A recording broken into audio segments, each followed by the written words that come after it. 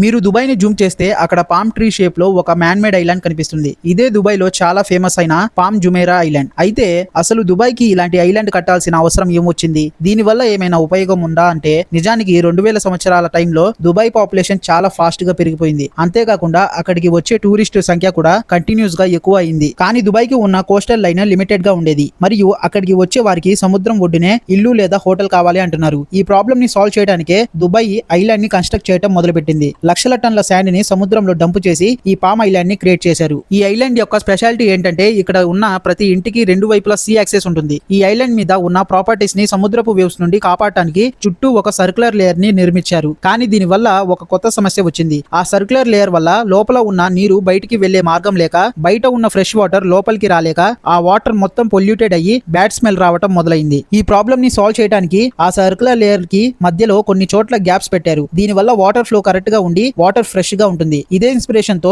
Dubai ఇప్పుడు ఇంకా చాలా ఐలాండ్స్ ని బిల్డ్ చేస్తుంది.